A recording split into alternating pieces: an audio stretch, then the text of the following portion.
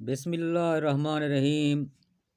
رائے راجو جوگی کے قبول اسلام کا واقعہ۔ ناظرین، حضرت داتا علی حجویری کے حالات میں مذکور ہے کہ راجو جوگی نے جس طرح اسلام قبول کیا، اس کا واقعہ اس طرح ہے کہ ایک روز بوڑھی عورت اس طرف سے گزری، اس کے سر پر دودھ کا مٹکا رکھا ہوا تھا۔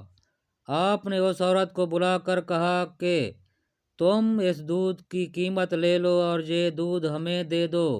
اس عورت نے جواب دیا کہ یہ دودھ میں نہیں دے سکتی، چونکہ یہ دودھ ہم کو مجبوراً رائے راجو جوگی کو دینا پڑتا ہے، اگر نہ دیں تو اس کا یہ اثر ہوتا ہے کہ جانوروں کے تھنوں سے بجائے دودھ کے خون نکلنے لگتا ہے۔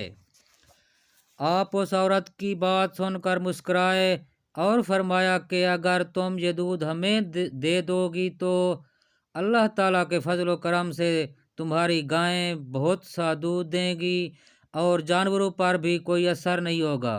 چنانچہ اس عورت نے آپ کو دودھ دے دیا۔ آپ نے اس دودھ میں سے تھوڑا سا دودھ پی لیا اور باقی دریا میں ڈال دیا۔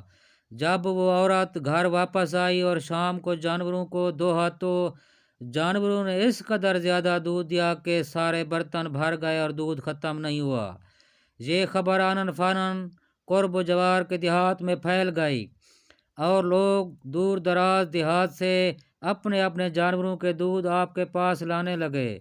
آپ کا یہ دستور تھا کہ آپ تھوڑا سا دودھ ان کے مٹکے میں سے پی کر باقی دودھ دریا میں ڈال دیا کرتے تھے، اور جب ان لوگوں نے گھر جا کر اپنے اپنے جانوروں کو دوہا تو انہوں نے بھی بے حساب دودھ دیا۔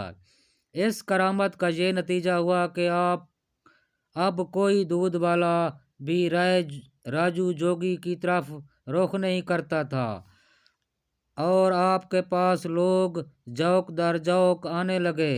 رائے راجو جوگی کو جب اس بات کا علم ہوا تو وہ بہت پریشان ہوا اور آپ کی خدمت میں حاضر ہو کر کہنے لگا کہ دودھ تو آپ نے ہمارا بند کرا دیا ہے، اب میں آپ کا کوئی اور کمال دیکھنے آیا ہوں۔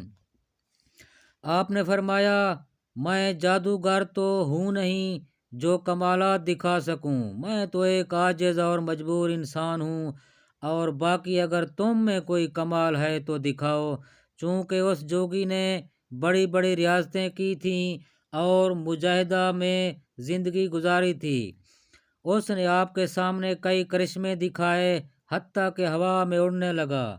جب وہ ہوا میں اڑ رہا تھا تو آپ نے اپنی جوتی مبارک اس کی طرف پھینک دی، چنانچہ وہ جوتیاں اس کے سر پر پڑنے لگیں۔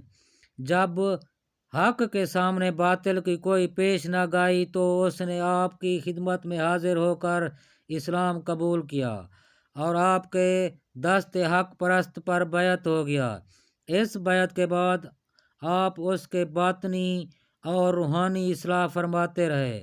قبول اسلام اور حضرت داتا علی حجویری سے تربیت پانے کے بعد رائے راجو تاریخ صوفیاء میں حضرت شیخ ہندی رحمۃ اللہ علیہ کے نام سے مشہور ہوئے اور فیض پا گیا۔